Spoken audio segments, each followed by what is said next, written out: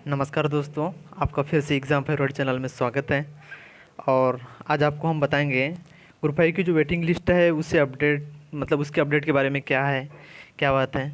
और बात रही ग्रुप आई की जो डॉक्यूमेंट्स वेरिफिकेशन हो जाएगी, उसके बाद में जब ज्वाइनिंग होगी, ज्वाइनिंग लेटर आएगा, ज्वाइनिंग होगी, उसके बाद सैलरी क्या होती है। बहुत से दोस्तों का ऐसा कहना है कि उसकी जो सैलरी होती है वो कितनी होती है, क्या होती है। ये तो बात सही है कि सभी की जानने की इच्छा होती है, जागरूक, मतलब सब चाहते हैं कि यार मेरी ज्वाइनिंग हो जाएगी, मेरी सैलरी क्या होगी, पता होना चाहिए हमें। ये बात बिल्कुल सही है। सबका मन करता है कि जब हो रहा है तो यार पता तो चलना ही चाहिए, है कि नहीं। बिल्कुल। तो दोस्तों आज हम इसके बारे में, सैलरी के बारे में भी थोड़ी बात करेंगे। और बात रही नोटिफिकेशन, ये मतलब ग्रुप फाइव की जो वेटिंग लिस्ट है उसकी बाकी की कुछ बातें हैं, मैं जो आपको लास्ट में बताऊंगा, ठीक है। पहले थोड़ी सी बात कर लेते हैं हम किसकी। ग्रुप फाइव की जो सैलरी होगी वो किस पोस्ट के लिए कितनी होगी, क्या होगी। बाकी कई लोगों का मतलब मानना यह है कि इसकी सैलरी इस हिसाब से होगी, सातवें वेतन के हिसाब से होगी, छठे वेतन के हिसाब से होगी। वो भी हम अभी देख लेते हैं, ठीक है। तो मेरे कहने का मतलब ये है कि जो नोटिफिकेशन में जो इसकी सैलरी दी गई है किसकी, ग्रुप फाइव की, उसी के हिसाब से इसकी सैलरी आवंटित की जाएगी, ठीक है। तो हम बात करें कि इसके नोटिफिकेशन में क्या सैलरी दी गई है, ठीक है। तो ये जो इसका जो नोटिफिकेशन है, इसके नोटिफिकेशन में क्या सैलरी दी गई है वो हम देख ले रहे हैं।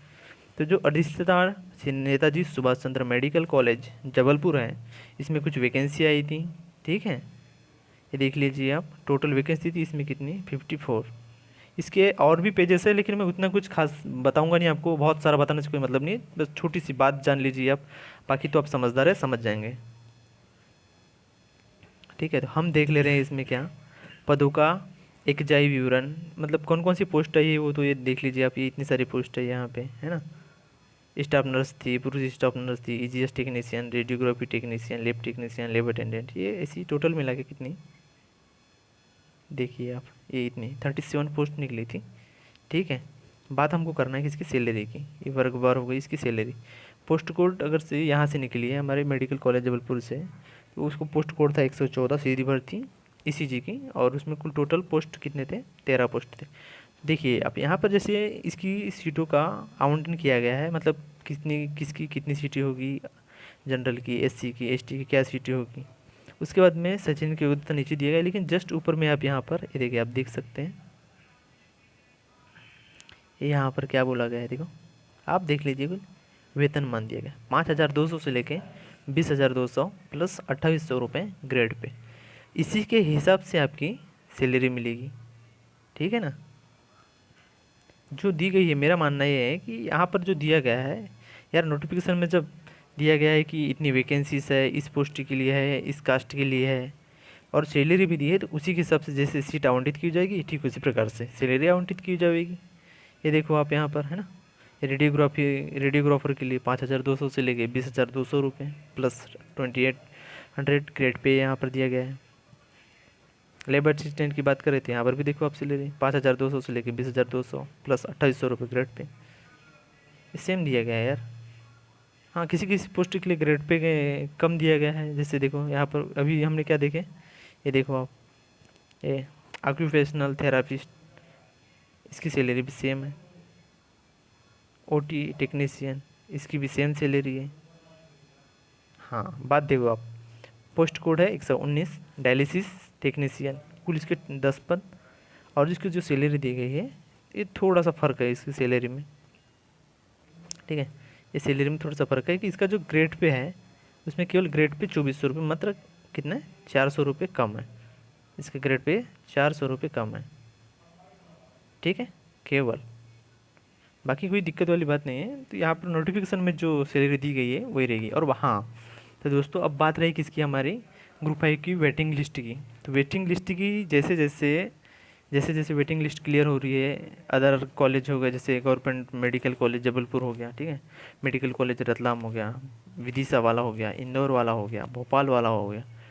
तो जिस प्रकार से इसके पहले तो अभी आपको मालूम है कि कोरोना की थोड़ी प्रॉब्लम चल रही थी, इस वजह से मतलब रिज़ल्ट रुक रहा था, पेंडिंग हो रहा था। वैसे रिज़ल्ट आ गया हमारा 12 मई को ही रिज़ल्ट आ गया, ठीक है, उसमें कोई दिक्कत वाली बात नहीं। अब बात रही मेरिट लिस्ट वाले को, तो क्लियर हो गया। फिर क्या हो रहा है कि वो धीरे धीरे मेरिट लिस्ट वाले किसी कारणवश कॉलेज नहीं पहुंच पा रहे हैं, इस वजह से उनका सिलेक्शन नहीं हुआ। मेरे मेरिट लिस्ट वालों की बात कर रहा हूँ, ठीक है। उसके बाद में मेरिट लिस्ट वाले का नहीं पहुंच पाए, उनके वजह से नहीं हो पाया। या फिर डॉक्यूमेंट्स जब वेरिफिकेशन करवाने जा रहे हैं स्टूडेंट्स कैंडिडेट्स हमारे जो भी हैं, तो मतलब वो समय पर नहीं पहुंचे, वो तो एक कारण हो गया, लेकिन उनके डॉक्यूमेंट्स में भी किसी किसी के डॉक्यूमेंट्स में कोई कोई त्रुटि होती है, इस वजह से उनका सिलेक्शन नहीं हो पाया। या और भी अन्य कारण हो सकते हैं, ठीक है। और भी ऐसे अन्य कारण है जिसकी वजह से उनका सिलेक्शन नहीं हो पाता है। तो जो रिक्त पद होते हैं, अब मतलब पीबी के द्वारा जो वैकेंसी निकाली गई है उसकी वो भर्ती तो कराएगा ही, जितनी सीटें हैं, खाली रिक्त पद तो रख नहीं सकता। तो वो क्या करेगा, जो वेटिंग लिस्ट वाले हैं उनको वहाँ पर सिलेक्ट करेगा। अब मेरिट लिस्ट वालों को तो काम हो गया, उनको लास्ट डेट दी गई थी, उस डेट तक अगर से उन लोग अपना काम नहीं करवा पाए, डॉक्यूमेंट्स वेरिफिकेशन नहीं करवा पाए, तो उनका काम मतलब वो जो रिक्त पद थे वो वेटिंग लिस्ट वालों को दे दी जाएगी, लेकिन पोस्ट खाली नहीं रखेंगे, ठीक है।